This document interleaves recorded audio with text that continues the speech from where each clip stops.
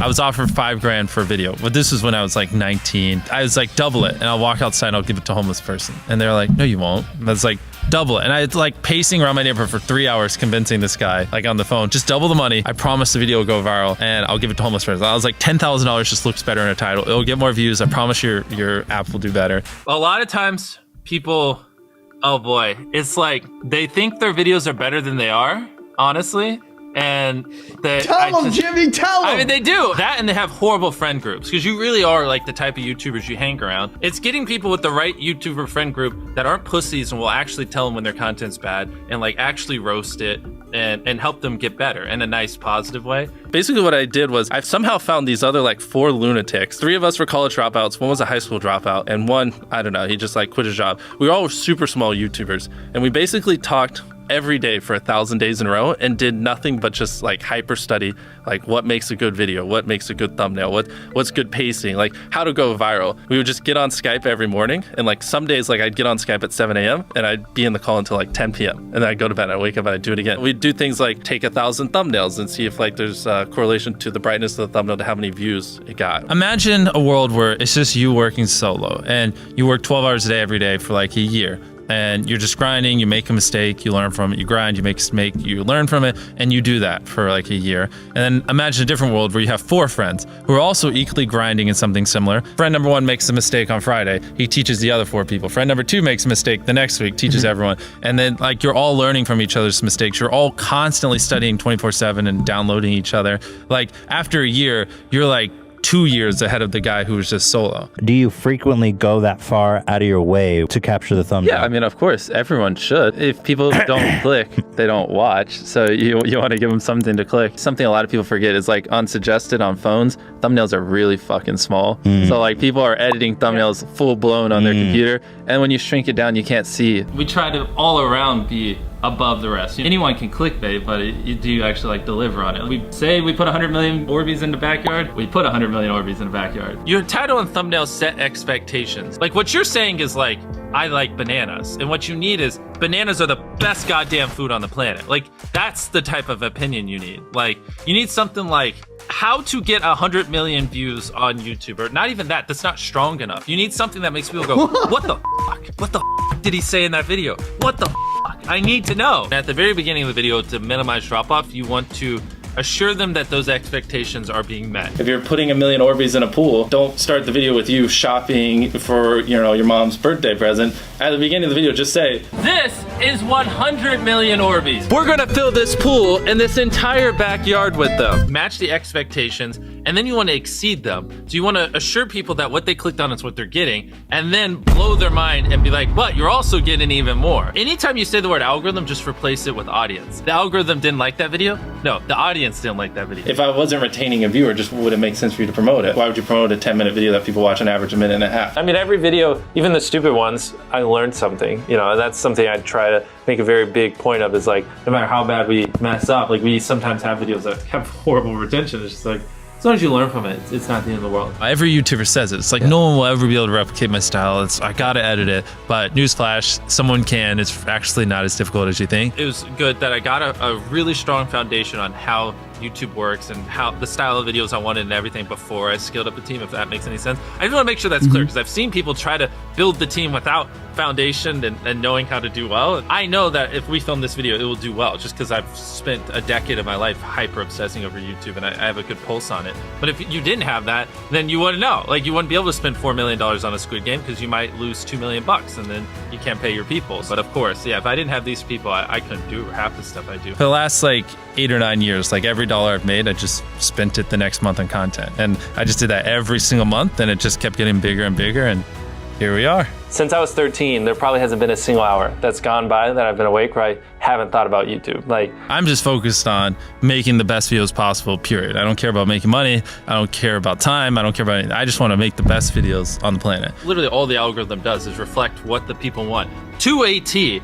And if you deny that, you just make terrible videos and are trying to find a scapegoat. We do our videos in other languages as well. If you Google it, it's like only whatever, less than 10% of the world speaks English. So 90% of the world can't even enjoy your content. And when I realized that, I was like, wait a minute, 90% of the world can't even watch this stuff. Like, we just started doing this like 6 months ago, and it's crazy like how viral some of these videos Wow, are going. 51 million. In Spanish, the guy who does my dubs is the same guy who dubbed Spider-Man. We managed to convince him. So a lot of those comments are like, why does he sound like Spider-Man, or is Mr. Beast Spider-Man? To me, what's important is click-through rate, getting people to click on your video, and then average view duration, average view percentage, or just relative retention, and having them watch it. A lot of creators think click-through rate is just like the title and thumbnail and did they click it, but a lot of it too is, did they enjoy your last video? Because if someone watches a video of yours and they loved it, you can bet the next time you're recommended, their chance of clicking is a lot higher. Sometimes we're filming for 3 or 4 days, like 10 hours a day,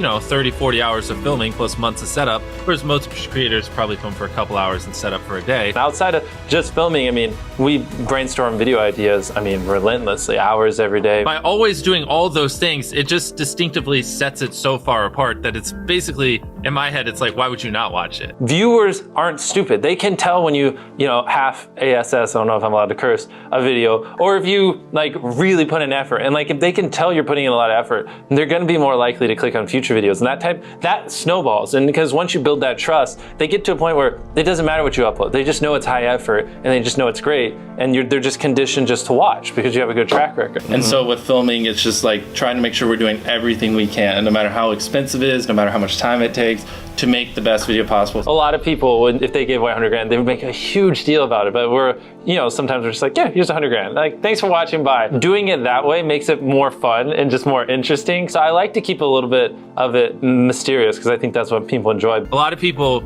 aren't willing to put in 10 hours days because they don't like what they're doing. So it's finding what they enjoy, because it is like a long grind. You're doing the for years, not months. So if you don't enjoy it, then you're gonna burn out. I just had the blessing of finding what I loved at a young age. So because to get to this level, it takes, a decade. Most people don't find what they love till their young 20s, so they'd be where I'm at in their 30s. Yeah. I just lucked out and found it when I was really young. Living your life chasing a nicer car and a bigger and bigger box to live in is kind of a dumb way to go about life. I actually, funny enough, I lived in a super below average home, and I kind of learned why famous people don't live in below average homes, because someone broke in, stole everything I owned. So I had to get a little nicer house for security reasons. But before I was robbed, my place is a little duplex, $700 a month. You get a roommate's $360 split. People think just because you go for views means you can't have fun, but you can pull views and you can have fun, which is what we purposely try to do. If you're not doing something that's just inherently fun to you, you're just quit. Just give up. You gotta at least semi-enjoy what you're doing, or you're gonna quit long before it gets to the point where it brings in money or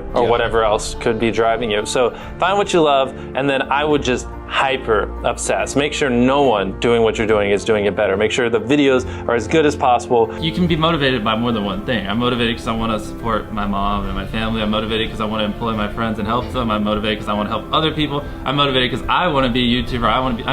I feel like that's another misconception. You can have lots of things that drive you. Absolutely. Yeah. Absolutely. So there's just tons of stuff that drive me. And everything drives me to wanting to be a YouTuber, so I kind of obsess over it. For the people that are willing to be coachable, I would say just education. There is a lot of misinformation out there that people live and breathe by, the weirdest stuff. I gotta upload at midnight on Wednesdays or my videos don't do well. It's just dumb stuff like that they don't realize how badly they're handicapping themselves. Some minor tips I could give is if somehow you could have a payoff at the end, then more people are gonna watch the end just to see what happened. Whichever one of these 456 people survives the longest wins 456 grand.